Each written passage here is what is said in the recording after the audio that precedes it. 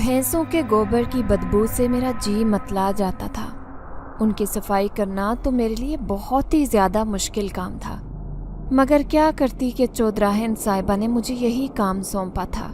अगर मैं इस काम से इनकार कर देती तो वो उसे अपनी हुक्मदूली समझते हुए मेरे और मेरी माँ के साथ बुरे तरीके से पेश आती। मुझे अपनी तो परवाह नहीं थी, मगर माँ की वजह से मुझे बेगम साहिबा की बात माननी पड़ती थी, वरना अम्मा को उनकी वजह से बातें सुनने को मिलती।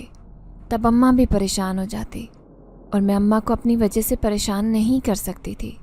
आज मैंने मारे बंधे सफाई की और फिर भैंसों को चारा डालकर एक जगह पर बैठ गई थी। मैं ऐसी जगह पर थी कि मुझे कोई भी नहीं देख सकता था। मैंने अपना रिसाला निकाल लिया जो मैं घर से अपने दुपट्टे में छुपा कर लाई थी, और यहाँ पर मैंने एक कोने में ये रिसाला रख दिया था। मैं भी रिसाला पढ़ने में मसरूफ़ थी जब अचानक से एक पत्थर आकर रिसाले पर गिरा। मैं बुरी तरह से घबरा गई कि ये कौन था जिसने मुझे पत्थर मारा था। मैंने सर उठाकर इधर उधर देखा, मगर कोई भी यहाँ पर मौजूद नहीं था। मैं दोबारा से अपने काम में मसरूफ़ हो गई, मगर फिर से उससे निस्बतन बड़ा पत्थर आकर मेरे डाइजेस्ट पर लगा। तो अब इस बात को नज़रअंदाज करना मेरे लिए आसान नहीं था। इसका मतलब था कि मुझे किसी ने ये रिसाला पढ़ते हुए देख लिया था। मेरी चोरी पकड़ी गई थी। गांव के लोग उन चीज़ों को पसंद नहीं करते थे। चौधरी साहब तो मुलाजमों के हाथ में किताब बर्दाश्त ही नहीं कर सकते थे। ना जाने उन्हें क्यों लगता था कि गांव के तमाम लोग उनके खादिम हैं और सब सिर्फ उनकी खिदमत करने के लिए, उनके काम करने के लिए पैदा हुए। मगर मेरी सोच सब लोगों से मुख्तलिफ थी। मुझे पढ़ने लिखने का भी शौक़ था और उसी वजह से ही मैं गांव में पहली लड़की थी जो मैट्रिक तक पहुंची थी। और ये मेरा ऐसा जुर्म था जो चौधरी साहब और उनकी बीवी किसी भी तरह से माफ़ करने के लिए तैयार नहीं थे। हालांकि उन्होंने अपने दोनों बेटों को खूब पढ़ाया लिखाया था, बल्कि वो तो बहुत साल पहले ही अमेरिका में तालीम हासिल करने की गर्ज से गए थे। सुना था कि वो दोनों डॉक्टर बन रहे थे और अब शायद वो वापस यहाँ आकर अपना अस्पताल बनाना चाहते थे। मुझे भी पढ़ने लिखने का बहुत शौक़ था, मगर मैं जानती थी कि उससे आगे मैं चाहने के बावजूद भी अपनी तालीम का सिलसिला जारी नहीं रख पाऊंगी। अब्बा का भी बहुत टाइम पहले इंतकाल हो गया था और उसके बाद अम्मा ने अकेले ही मुझे पाला पोसा था। मैट्रिक तक भी अम्मा ने मुझे बहुत मुश्किल से तालीम दिलवाई थी। चौधरी साहब ने मुझे और अम्मा को बहुत उकसाया कि हम दोनों उस फैसले से बाज आ जाएं, मगर अम्मा मेरी वजह से मजबूर थी। जानती थी कि मुझे पढ़ने लिखने का बहुत शौक़ है और एक यही बात थी जो अम्मा ने चौधरी साहब की नहीं मानी थी। मेरे मैट्रिक के पेपर्स हो गए थे। अब मैं घर में रहकर पूरा दिन रसाले पढ़ती रहती। लोगों की आप बीतियाँ, जग बीतियाँ, कहानियाँ, किस्से, वाक़यात सुनकर मुझे बेतहाशा खुशी का एहसास होता। अक्सर मैं जिन्नात से जुड़ी हुई कहानियाँ भी पढ़ती थी और अक्सर ये सोचने पर मजबूर हो जाती कि उन सब वाक़यात का हकीकत से कोई ताल्लुक़ नहीं है। ऐसा भला कैसे मुमकिन है? जिन्नात की तो अपनी दुनिया है और वह अपनी ही दुनिया में मसरूफ़ रहते हैं। पेपर्स हुए कुछ ही दिन हुए थे जब चौधरी साहब ने पैगाम भेजा कि मुझे उनकी हवेली में आकर काम करना चाहिए। यह सुनकर मैंने अम्मा को साफ इनकार कर दिया। अम्मा को कहने लगी कि मुझे काम करने का तजुर्बा नहीं है और अब आप जानती हैं कि मुझे किसी के घर काम करना अच्छा भी नहीं लगता। चौधरायन साहब का रवैया भी बहुत अजीब है। वो तो मालिक और महकूम जैसा रवैया अपनाए रखती हैं। मैं ये सब बर्दाश्त नहीं कर सकती। अम्मा कहने लगी कि तुम बहुत पढ़ लिख गई हो, इसी वजह से बड़ी बड़ी बातें करने लगी हो। मेरी बात याद रखो, इंसान को कभी अपनी हैसियत नहीं भूलनी चाहिए। उन लोगों का करम है कि उनकी वजह से हम 2 वक्त का खाना खा रहे हैं, भूखे नहीं मर रहे। अम्मा की बात सुनकर मुझे गुस्सा आ गया। उन्हें कहने लगी कि तुम भी तो सुबह से लेकर शाम तक उनके घर में काम करती हो, अपनी मेहनत का खाती हो, इसमें चौधरी लोगों का क्या एहसान है? मगर अम्मा मेरे साथ बहस के मूड में नहीं थी और वो फिर मुझे ज़बरदस्ती वहाँ लेकर आई थी। मैं समझी थी कि बेगम साहिबा मुझसे हवेली की सफाई वगैरह का काम करवाएंगी, मगर ऐसा नहीं हुआ।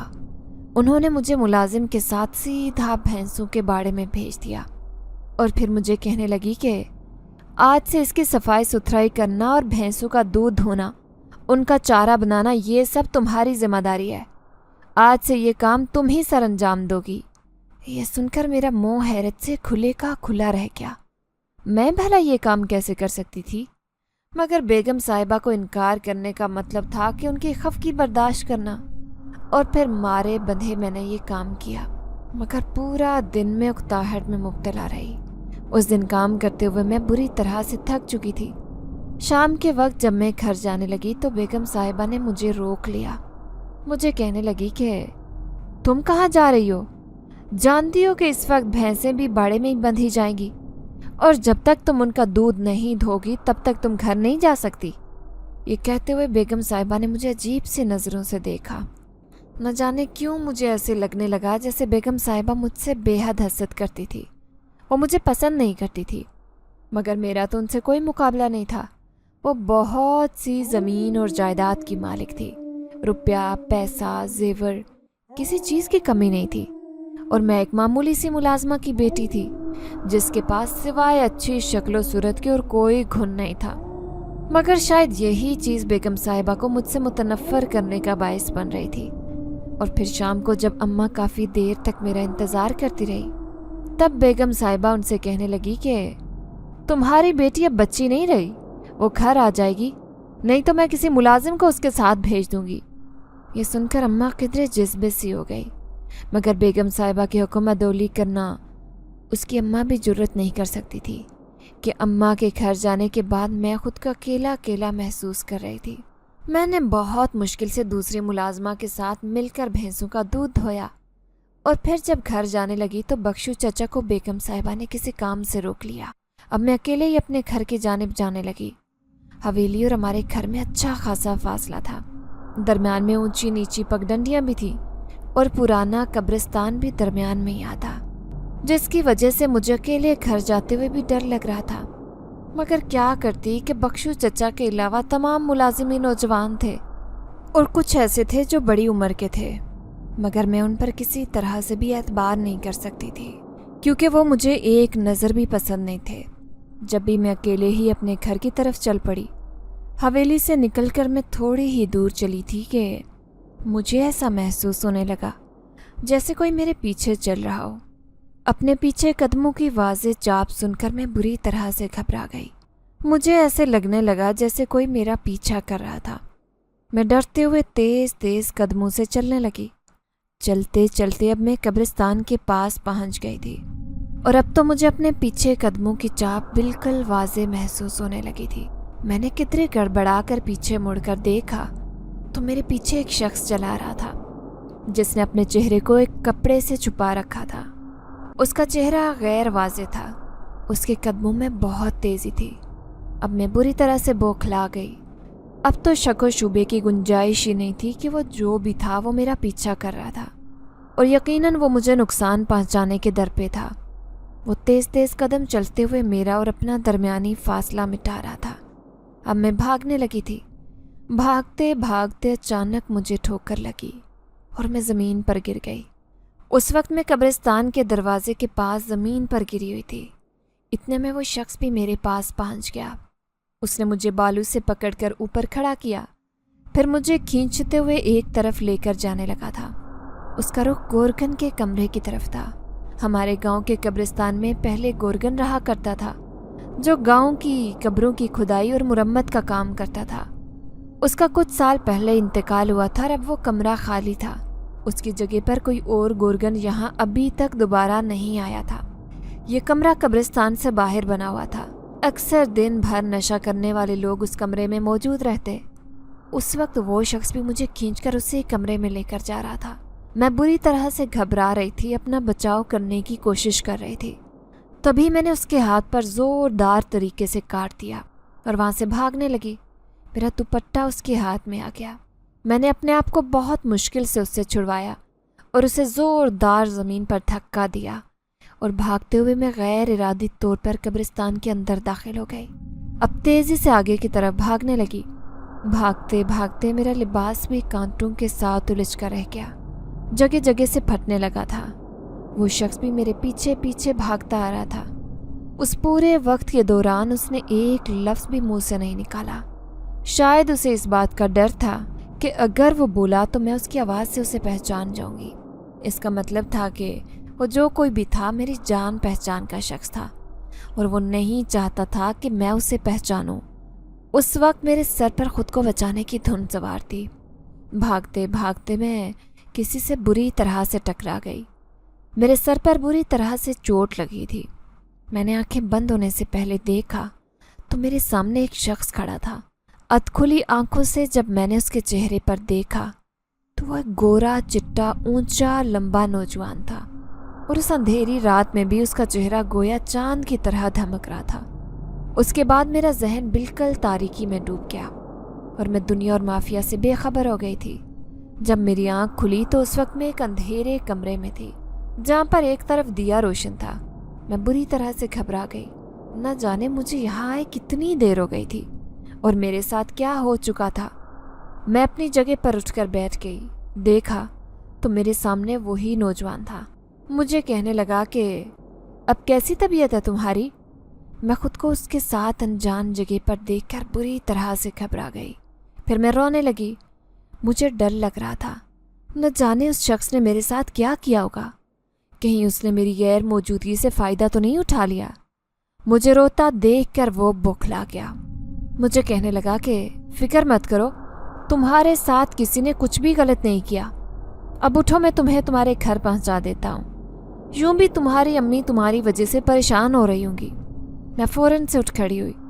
न जाने उस नौजवान की बातों में ऐसा क्या था कि मैं उस पर एतबार कर बैठी।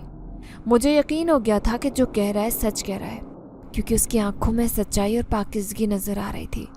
फिर उसके साथ चलते हुए जब मैं घर आई तो अम्मा सहन में यहाँ से वहाँ टहलती फिर रही थी। मुझे देखकर मेरी तरफ तेजी से लपकी और कहने लगी, क्या बात है, तूने इतनी देर क्यों लगा दी। अब मैं अम्मा को क्या बताती कि मुझ पर क्या बीती। तब मैंने अम्मा से बहाना बना दिया। उन्हें कहने लगी कि वापस जाते हुए मुझे देर हो गई थी, वहाँ काम ज़्यादा था। अम्मा कहने लगी कि आइंदा मैं तुम्हारे साथ वहीं पर रुकूंगी, मैं तुम्हें कभी भी अकेला नहीं आने दूंगी। अगले कई दिन तक अम्मा खुद ही मेरे साथ वापस आती, छुट्टी होने के बावजूद भी वहीं पर बैठी रहती। जब बेगम साहिबा उन्हें घर भेजने की बात करती तो वो कहती कि मेरी जवान जहान बेटी है, मैं इसे अकेला छोड़कर घर कैसे जा सकती हूँ। मुझे कोई मसला नहीं है, मैं यहाँ पर अपनी बेटी का इंतज़ार कर सकती हूँ। जब भी मैं अम्मा के साथ रात को घर वापस आ रही होती तो मुझे रास्ते में कोई शख्स भी नज़र नहीं आया, ना ही दोबारा किसी ने मेरा पीछा किया था। आज भी मैं इस बात पर हैरान थी कि वो कौन था जिसने मेरा पीछा किया था, जिसने मुझे नुकसान पहुंचाने की कोशिश की थी। फिर वो अचानक कहाँ गायब हो गया था। और वो शख्स जिसने मुझे बचाया था, मैंने उस दिन से पहले उसे इस गांव में नहीं देखा था। वो मेरे लिए अजनबी था, उस गांव में नया था, मगर इसके बावजूद उसने मेरी इज्जत की हिफाजत की, मुझे बचा लिया। अगले 2 दिन अम्मा मेरे साथ काम पर नहीं जा सकी क्योंकि उनकी तबीयत खराब थी। उनके पाँव में मोच आ गई थी, वो ज़्यादा चलने फिरने से कासिर थी। जभी तो वापस आते हुए मुझे रास्ते में गुलाब का फूल नज़र आया। ये देखकर मैं हैरान रह गई कि इस वक्त गुलाब का फूल यहाँ पर किसने तोड़ कर रखा था। जब मैं चंद कदम मज़ीद आगे आई तो वहाँ पर भी एक सुर्ख रंग का फूल पड़ा हुआ था। अब रास्ते में जगह जगह पर मुझे गुलाब के फूल नज़र आ रहे थे और वो इस तरतीब से रखे गए थे गोया वो किसी का इस्तकबाल करने के लिए वहाँ पर मौजूद हो। ये देखकर मैं घबरा गई थी कि इस वक्त यहाँ पर कौन मौजूद था और ये गुलाब के फूल कौन रख रहा था और किसके लिए। मैंने आसपास नज़रें दौड़ाकर देखा तो मेरे अलावा यहाँ पर कोई भी नहीं था, मगर मैंने उन गुलाब के फूलों को हाथ नहीं लगाया था। और फिर जब मैं घर आई तो घर की दहलीज पर भी मैंने वैसा ही सुर्ख गुलाब का फूल देखा। पूरे घर में उस फूल की खुशबू फैली हुई थी। जब मैं घर में दाखिल हुई तो अम्मा भी हैरान होकर कहने लगी कि आज घर में बहुत ही ज़्यादा खुशकुन भीनी भीनी सी खुशबू फैली हुई है, आखिर ये कहाँ से आ रही है। रात को जब मैं अम्मा को खाना देने के बाद अपने बिस्तर पर जाकर लेटी तो तब मेरा मुंह हैरत से खुले का खुला रह गया। वैसा ही गुलाब का फूल मेरे बिस्तर पर भी पड़ा हुआ था। पूरी रात में हैरान परेशान यही सोचती रही कि आखिर घर तक ये गुलाब के फूल कौन रख के गया था, और जो कोई भी था जब वो घर पर आया तो क्या अम्मा ने उसे नहीं देखा था? न जाने क्यों मुझे दिल ही दिल में खौफ महसूस हो रहा था। बार बार वो रात आंखों के सामने घूम रही थी।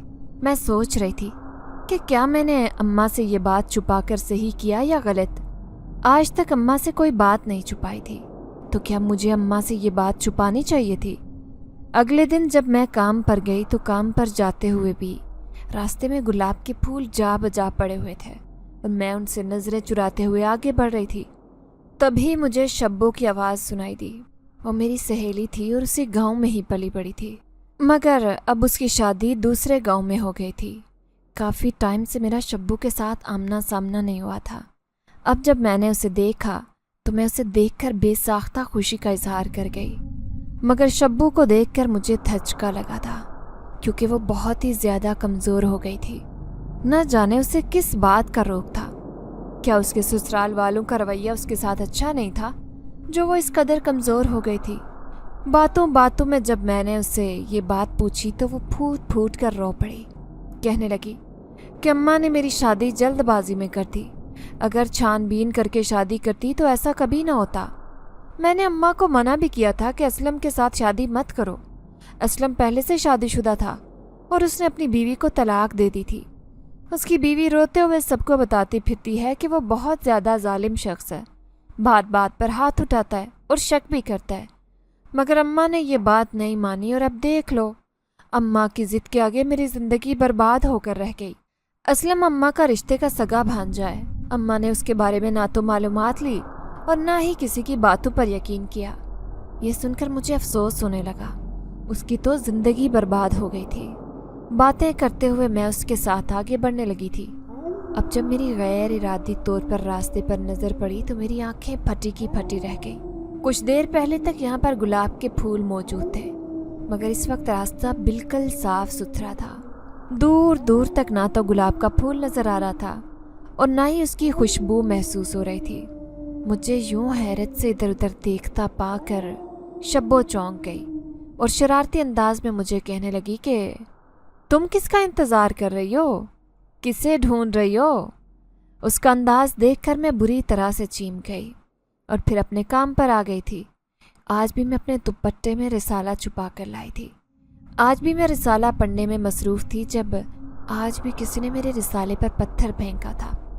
अब की बार मैं घबरा कर रह गई थी, क्योंकि मैं नहीं चाहती थी कि किसी को भी मालूम हो कि मैं यहाँ पर कहानी पढ़ रही हूँ। अगर बेगम साहिबा तक ये बात पहुँची तो वो सख्त गुस्से में आ जाती। जाने क्यों वो मेरे हाथ में किताब बर्दाश्त नहीं करती थी। मैंने जल्दी से रिसाले को अपनी मखसूस जगह पर छुपा कर रख दिया और फिर बाकी के काम करने में मसरूफ़ हो गई। तभी मुझे बेगम साहिबा ने पैगाम भेजा कि वो मुझे अपनी हवेली में बुला रही हैं। भैंसों का बाड़ा हवेली से किधरे फासले पर था।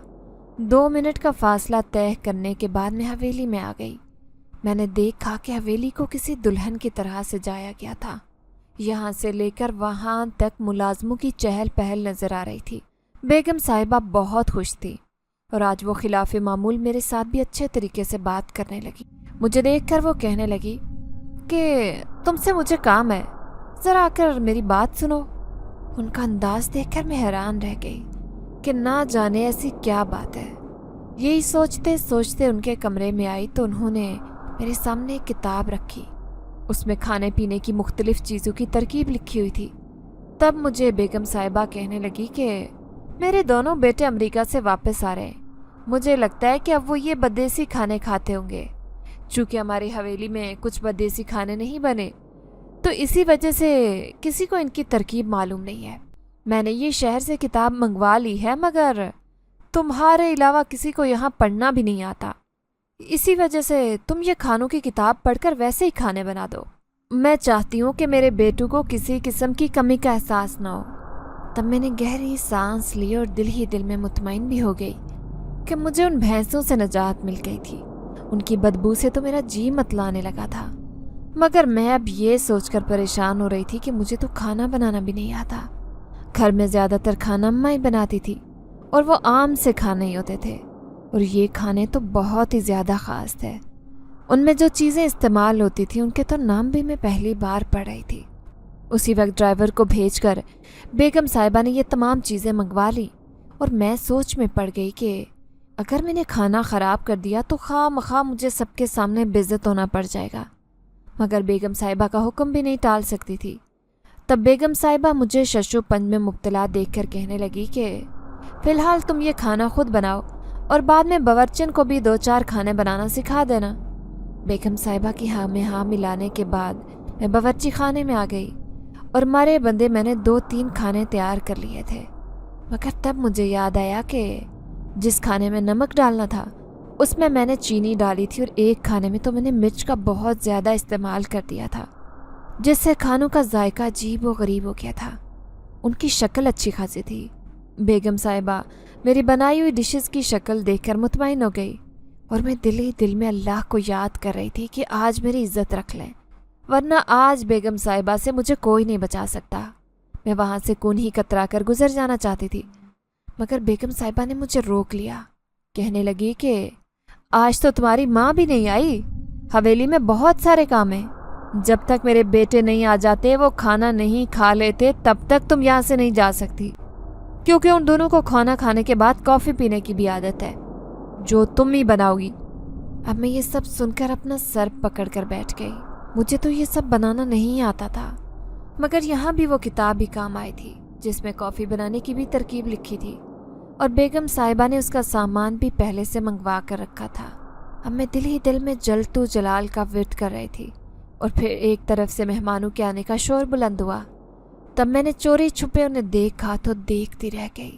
وہ چودھری صاحب کی طرح اونچے، لمبے اور گورے چٹے تھے، مگر ان کے چہرے پر کرختگی کے آثار نہیں تھے اور نہ ہی آنکھوں میں نوخت تھی، بلکہ وہ نرمی کا تاثر لیے تمام ملازموں سے بھی خیر خبر دریافت کر رہے تھے۔ مجھے ان دونوں کا انداز دیکھ کر بہت اچھا لگا۔ پھر جب وہ دونوں کھانا کھانے لگے تب میں انگلیاں چٹکاتے ہوئے سوچ رہی تھی کہ آج نہ جانے میرے ساتھ کیا ہونے والا ہے۔ جب ان دونوں نے کھانا کھاتے ہوئے چونک کر پوچھا، آج کھانا کس نے بنایا ہے؟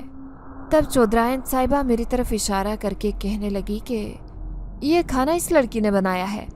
وہ دونوں کھانے کی بے تحاشا تعریف کرنے لگے کہ آج تک ایسا کھانا ہم نے پوری زندگی میں نہیں کھایا۔ ان کی بات سن کر میں ہکا بکا رہ گئی۔ تبھی دونوں کھانے میں نے خراب کر دیے تھے، اور وہ شاید مجھے متوقع بے عزتی اور شرمندگی سے بچانے کے لیے ایسا کہہ رہے تھے۔ پھر سب کے کھانے کے بعد جب میں نے خود کھانا چکھا تو یہ دیکھ کر حیران رہ گئی کہ یہ دونوں کھانے بالکل اچھی حالت میں تھے اور ان کا ذائقہ بھی بے حد لذیذ تھا۔ میں سوچ میں پڑ گئی کہ یہ کھانے خود بخود کیسے ٹھیک ہو گئے۔ اس کے بعد بیگم صاحبہ مجھ سے اپنے دونوں بیٹوں کے چھوٹے موٹے کام کروانے لگی جو کسی اور ملازمہ سے نہیں کرواتے تھے۔ وہ کام مجھ سے انجانے میں غلط سرزد ہو جاتے اور میں اپنا سا منہ لے کر رہ جاتی کہ اب بیگم صاحبہ سے مجھے ڈانٹ پڑے گی، مگر میں اچانک ہی متوقع ڈانٹ سے بچ جاتی۔ ایک بار بیگم صاحبہ نے مجھے اپنے بیٹوں کی پینٹ شرٹ استری کرنے کے لیے کہا تھا۔ یہ دیکھ کر میں پریشان ہو گئی کیونکہ مجھے بھی پینٹ شرٹ استری کرنا نہیں آتا تھا، مگر بیگم صاحبہ کو انکار کرنا بھی آسان کام نہیں تھا۔ جب میں کپڑے استری کرنے لگی تو گھبراہٹ کے عالم میں نے استری کو ایسے ہی شرٹ پر رکھ دیا، اور 2 منٹ کے بعد جب دیکھا تو استری نے اس شرٹ کو جلا دیا تھا۔ اب میرا خوف سے برا حال ہو رہا تھا کہ اب میں کیا کروں۔ میں فوراً سے وہ شرٹ چھپا کر وہاں سے بھاگ کر کچن میں آ گئی۔ میں یہی سوچ کر ڈر رہی تھی کہ اب چھوٹے صاحب جب اپنی شرٹ کو جلا ہوا دیکھیں گے تو وہ یقیناً مجھے سب کے سامنے باتیں سنائیں گے، مگر ایسا نہیں ہوا۔ جب میں نے دیکھا تو چھوٹے صاحب نے وہی شرٹ پہنی تھی، وہ بالکل ٹھیک حالت میں تھی۔ اب میں اپنی آنکھوں کو مسل کر دیکھ رہی تھی کہ ایسا کیسے ہو سکتا ہے۔ تب مجھے یہ خیال گزرا کہ ہو سکتا ہے کہ چھوٹے صاحب کے پاس ایک ہی طرح کی 2 شرٹس موجود ہوں۔ یہ سوچ کر میں نے خود کو مطمئن کر دیا، مگر پھر وہ جلی ہوئی شرٹ کہاں تھی اور اس بارے میں کسی نے سوال کیوں نہیں کیا تھا۔ اب جب میں نے باورچن کو کھانا بنانے سکھا دیے تو بیگم صاحبہ نے مجھے پھر سے بھینسوں کے باڑے پر لگا دیا۔ اب پھر سے ویسے ہی رویہ میرے ساتھ اپنائے رکھتی جو انہوں نے میرے ساتھ نرمی اختیار کی تھی۔ اس کا مطلب تھا کہ وہ اپنے مخصوص مطلب کی وجہ سے ایسا کر رہی تھی، اور اب مطلب نکلتے ہی انہوں نے اپنا پینترا بدل لیا تھا۔ مجھے اس کے اس رویے کو دیکھ کر بہت دکھ ہوا۔ انہی دنوں میرا میٹرک کا رزلٹ بھی آ گیا تو میرے خوشی سے پاؤں زمین پر نہیں ٹک رہے تھے، کیونکہ میں نے بہت شاندار نمبروں سے میٹرک پاس کر لیا تھا۔ اور میں آگے شہر میں داخلہ لیتی تو میرا آسانی سے داخلہ ہو سکتا تھا۔ یہی بات اماں کو بتائی تو وہ خاموشی سے سر جھکا کر رہ گئی، کہنے لگی کہ یہ تو ممکن نہیں ہے، تم جانتی ہو کہ چودھری صاحب کبھی اس بات کی اجازت نہیں دیں گے۔ اماں کی بات سن کر میں پھوٹ پھوٹ کر رو پڑی۔ رنج اور غصے سے میرا برا حال تھا۔ بھلا ہماری زندگی کے فیصلے کرنے کا اختیار چودھری صاحب کو کس نے دیا تھا؟ اماں نہ جانے کیوں ہمارے انتہائی ذاتی معاملات میں بھی چودھری صاحب کی اجازت لینے کی پابند تھی، مگر میں کسی بھی طرح اپنی اس خواہش سے دستبردار ہونے کو تیار نہیں تھی۔ اب تو مجھے بھینسوں کا گوبر اٹھانا بہت ہی مشکل لگنے لگا، اور اب میں چاہتی تھی کہ میں جلد سے جلد یہاں سے دور بھاگ جاؤں، اور اس ماحول سے میں بہت دل برداشتہ ہو گئی تھی۔ پچھلے 2 دن سے گھر میں بخار کا بہانہ کر کے پڑی ہوئی تھی۔ جانتی تھی کہ اماں غصے اور ناراضگی کے باوجود بھی مجھے تکلیف میں نہیں دیکھ سکتی، تبھی ساتھ چلنے پر اصرار نہیں کیا۔ یہی وجہ تھی کہ میں نے بخار کا بہانہ بنا کر کام سے انکار کر دیا، اور آج شام کو جب اماں گھر آئی تو بہت تھکی ہوئی اور غصے میں لگ رہی تھی۔ اماں کی تھکن کا احساس کر کے میرے دل میں بھی ندامت پیدا ہو گئی کہ مجھے ایسا نہیں کرنا چاہیے تھا۔ اماں کا احساس کرنا چاہیے تھا۔ وہ اس عمر میں ہونے کے باوجود بھی اپنی بوڑھی ہڈیاں گھسا رہی تھی، اور میں جوان جان ہو کر بستر توڑ رہی تھی۔ پھر میں اپنے کمرے سے نکل کر باہر آئی۔ اماں کو دیکھ کر کہنے لگی کہ کیا بات ہے اماں، آج بہت تھک گئی ہو؟ میرا یہ پوچھنا ہی گویا قیامت ثابت ہوا۔ اماں غصے سے کہنے لگی، تو کیا کروں؟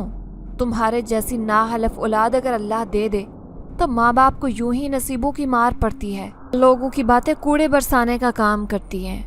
یہ سن کر میں اکا بکا رہ گئی۔ کیا مطلب اماں، کیا ہوا ہے؟ کیا کسی نے کچھ کہہ دیا ہے؟ اماں کہنے لگی کہ چودرانی صاحبہ بہت غصے میں تھی۔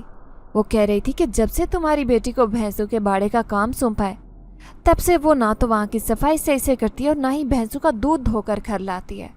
اس سے پہلے تو بھینسیں بہت زیادہ دودھ دیتی تھی، لگتا ہے تمہاری بیٹی انہیں چارہ بھی نہیں ڈالتی۔ ہر وقت وہ کیا کرتی رہتی ہے؟ کن خیالوں میں کھوئی رہتی ہے؟ اپنی بیٹی پر نظر رکھو ورنہ بعد میں پچھتاؤگی۔ چودرانی صاحبہ کی باتیں سن کر تو میں تو شرم سے زمین پر گڑی رہ گئی۔ سب جانتے ہیں کہ تم ہر وقت خیالوں میں کھوئی رہتی ہو، یہ فالتو کی کتابیں پڑھتی رہتی ہو، ان کہانیوں نے تمہارا دماغ خراب کر دیا ہے۔ اب باڑے میں بھی تو یہی کتابیں لے کر جاتی رہی ہو۔ بیگم صاحبہ نے تمہیں یہ پڑھتے ہوئے دیکھ لیا تھا، تبھی غصے میں تھی، اور بخشو چچا نے بھی تمہاری شکایت لگائی ہے کہ تم کام صحیح سے کرتی نہیں ہو، کتابوں میں سر دیے بیٹھی رہتی ہو۔ اب میں چپکی رہ گئی، کیونکہ میری یہ غلطی تھی۔ لاکھ چھپانے کے باوجود بھی میرا یہ راز کھل ہی گیا تھا۔ آخر بخشو چچا نے مجھے وہ ڈائجسٹ پڑھتے دیکھ لیا تھا۔ پھر وہ ڈائجسٹ اٹھا کر بیگم صاحبہ کے پاس لے گئے، اور بیگم صاحبہ نے مجھے سب کے سامنے تو کچھ نہیں کہا، مگر بعد میں انہوں نے اماں کو خوب باتیں سنائی۔ اب میں دونوں ہاتھوں میں سر تھام کر رہ گئی کہ اب کیا کروں۔ میرا کسی طرح سے وہاں جانے کا دل نہیں چاہ رہا تھا۔ میں چاہ کر بھی اب دوبارہ وہ کام نہیں کرنا چاہتی تھی۔ میں خود کو اجلے یونیفارم میں دیکھتی اور ہاتھوں میں کتابیں اٹھائے میں تصور میں خود کو کالج پڑھتے لکھتے دیکھتی، مگر شاید اس خواب نے خواب ہی رہنا تھا۔ اماں کبھی بھی مجھے کالج میں داخلہ دلوانے کی ہمت نہیں کر سکتی تھی، نہ ہی وہ اتنے اخراجات اٹھا سکتی تھی۔ اس دن اسی بات پر میری اماں کے ساتھ بحث ہو رہی تھی تو اماں بری طرح سے رونے لگی، کہنے لگی کہ میں اس بارے میں کچھ بھی نہیں کر سکتی، اگر تم نے آگے پڑھنا ہے تو خود جا کر چودھری صاحب سے بات کرو۔ اماں نے نہ جانے کس سوچ میں آ کر یہ بات کہتی تھی، مگر میں نے پکا ٹھان لیا تھا کہ اب میں خود ہی چودھری صاحب سے بات کروں گی۔ اگلے دن جب اماں کام پر گئی تو ان کے جانے کے بعد میں بھی گھر سے باہر نکل آئی، اور پھر جب حویلی میں گئی تو صحن میں چودھری صاحب اپنے دونوں بیٹوں اور بیوی کے ساتھ موجود تھے۔ میرے لیے یہ بہترین موقع تھا کہ میں ان سے بات کر سکتی، ورنہ چودھری صاحب تو زیادہ تر زمینوں پر رہتے یا پھر وہ شہر جاتے تھے، جس کی وجہ سے وہ حویلی میں کم ہی پائے جاتے ہیں۔ اب جب میں چودھری صاحب کے پاس آئی تو ان کی بیگم کی آنکھوں میں حیرت کے ساتھ تنفر بھی چھلکنے لگا۔ جب میں نے چودھری صاحب سے کہا کہ آپ سے بہت ضروری بات کرنا چاہتی ہوں، یہ سن کر وہ بری طرح سے ٹٹک کر رہ گئی، نہ جانے میں ان سے کیا بات کرنے والی ہوں۔ تبھی چودھری صاحب کہنے لگے کہ جلدی سے بولو، جو بات بھی کرنی ہے، مجھے زمینوں پر جانا ہے، دیر ہو رہی ہے۔ تب میں ڈرتے ڈرتے چودھری صاحب سے اپنی آگے پڑھنے کی خواہش کا اظہار کر رہی تھی، اور وہی ہوا جس کی مجھے توقع تھی۔ चौधरी साहब गुस्से से धाड़ने लगे। उन्होंने मुलाजमा से कहकर मेरी माँ को वहाँ पर बुलवा लिया और कहने लगे, ये तरबियत की है तुमने अपनी बेटी की जो बड़ों के मुंह को आने लगी है। जब सब लोग जानते हैं कि मैं लड़कियों की तालीम के हक में नहीं हूँ, लड़कियों को पढ़ने की इजाज़त नहीं है, और शहर जाकर पढ़ना तो लड़कियों को खुद बेहयाई के रास्ते पर डालने के बराबर है। मैं कभी इसकी इजाज़त नहीं दे सकता। तुम अपनी बेटी को समझाओ, इसको लगाम डालो, वरना मुझसे बुरा कोई नहीं होगा। चौधरी साहब वाज़ेह धमकियाँ देने लगे। तभी उनके बेटे अपनी जगह से उठ खड़े हुए और कहने लगे, अब्बा जान, आप जो कर रहे हैं ये गलत है, ये ज़्यादती है। तालीम हासिल करना हर इंसान का हक है, चाहे वो औरत हो या मर्द हो। अगर इस बच्ची को पढ़ने लिखने का शौक है तो आप इसे रोक नहीं सकते।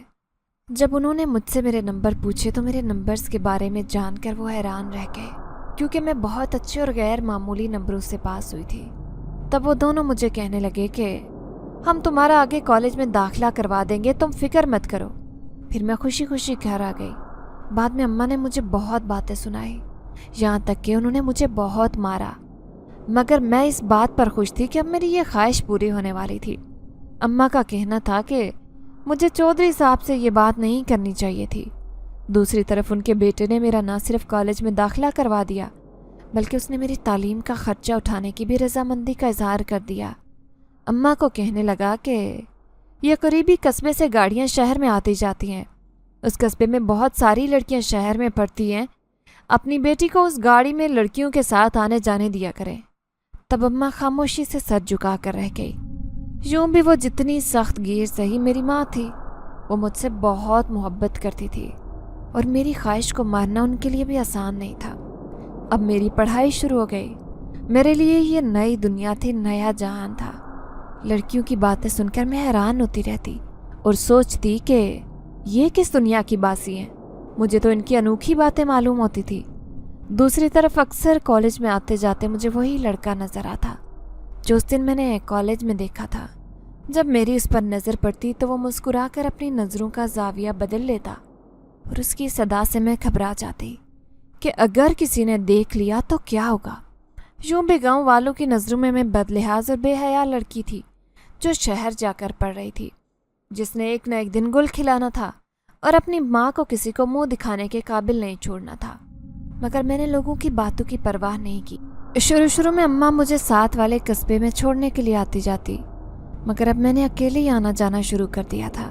यूं भी मुझ में एतमाद आ गया था और मैं अकेले कहीं भी आने जाने से घबराती नहीं थी। 2-3 बार मेरे साथ गांव के आवारा लड़कों ने बदतमीजी करने की कोशिश की।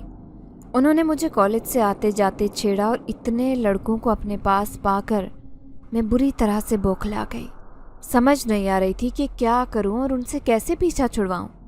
तभी वो शख्स दोबारा से वहां पर फरिश्ता बनकर आ गया था। उसने उन लड़कों की बहुत धुलाई की और उन्हें वाज़ेह धमकी दी कि आज के बाद इस लड़की के आसपास नजर आए तो तुम लोगों की टांगें तोड़ दूंगा। मैं हैरत से सोचती कि ना जाने वो कौन था। वो मेरा मुहाफिज बनकर आता। हमेशा उसने मेरे साथ नेकी की थी। ना जाने वो कौन था। वो उस गांव का नहीं लगता था।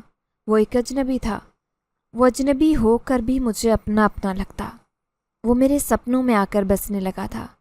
जब आंखें बंद करती तो उसका चेहरा मेरी आंखों के सामने आ जाता और आंखें खोलती तो भी उसका मुस्कुराता हुआ चेहरा मुझे नजर आने लगता।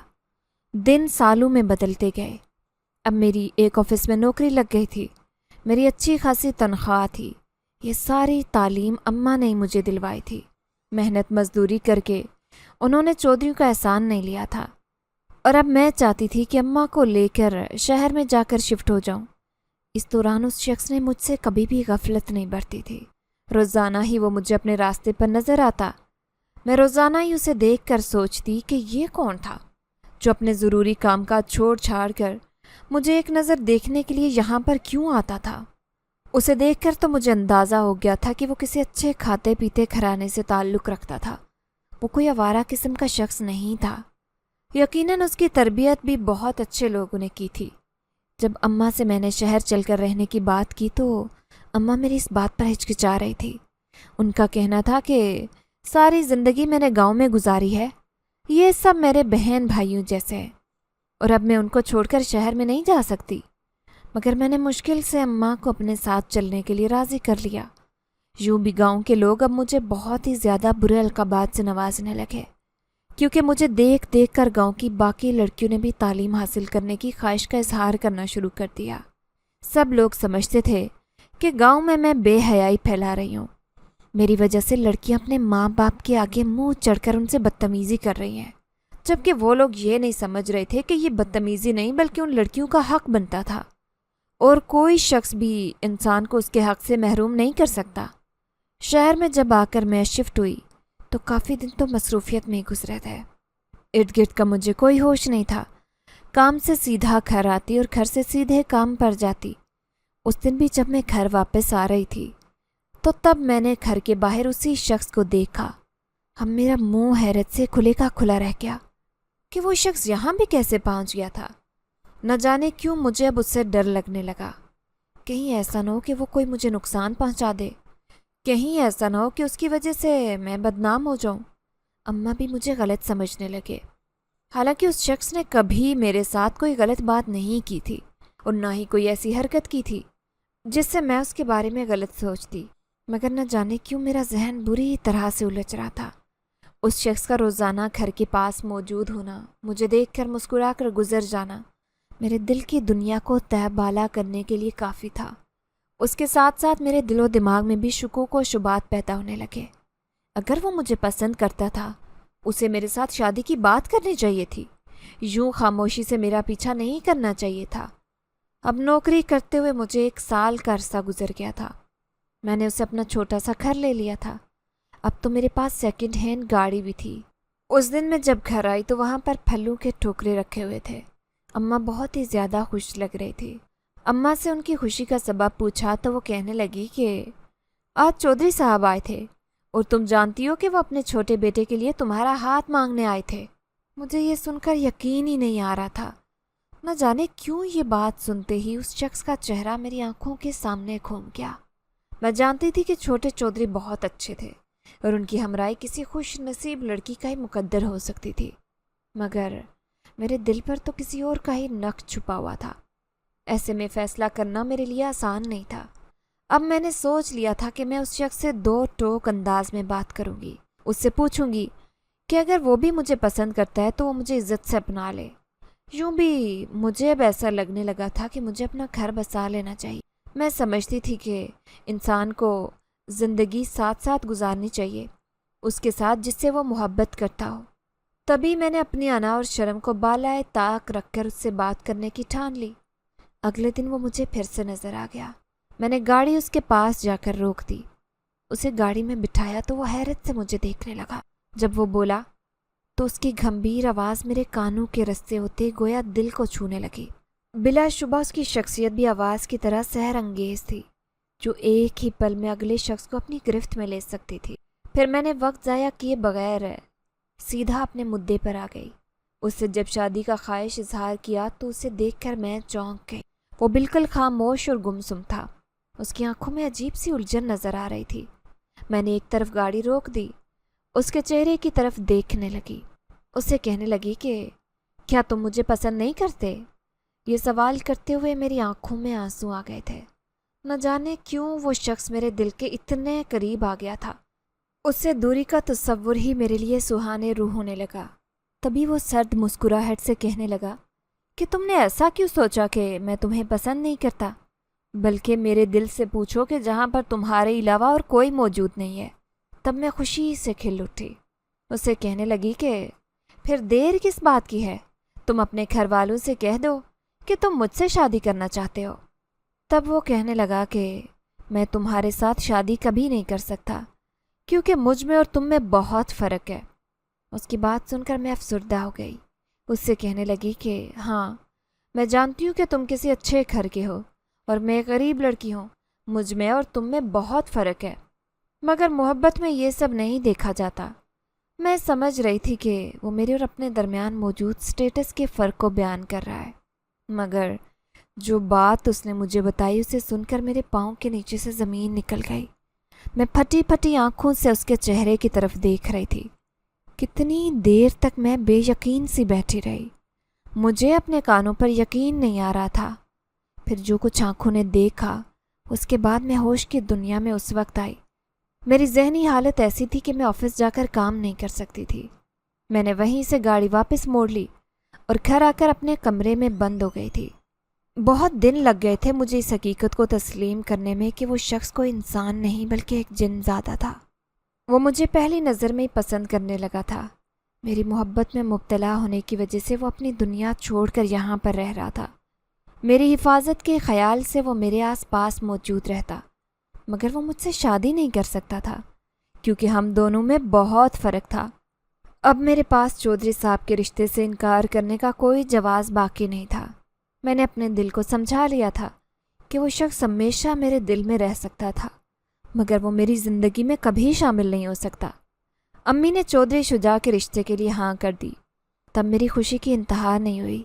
جب مجھے معلوم ہوا کہ چودھری صاحب نے شادی کے بعد شہر شفٹ ہونے کا فیصلہ کر لیا تھا، یوں مجھے اس بات کی فکر تھی کہ اماں کو چھوڑ کر اتنی دور کیسے رہوں گی، تو میری وہ فکر بھی دور ہو گئی۔ چودھرانی صاحب کا رویہ بھی میرے ساتھ بہت بہتر ہو گیا تھا۔ وہ اپنے کیے پر بہت شرمندہ تھی، اور رہی میں، مجھے اپنے دل کو سمجھانا تھا، منانا تھا۔ میں جانتی تھی کہ میرے شوہر کی محبت میرے زخم کو بھر دے گی۔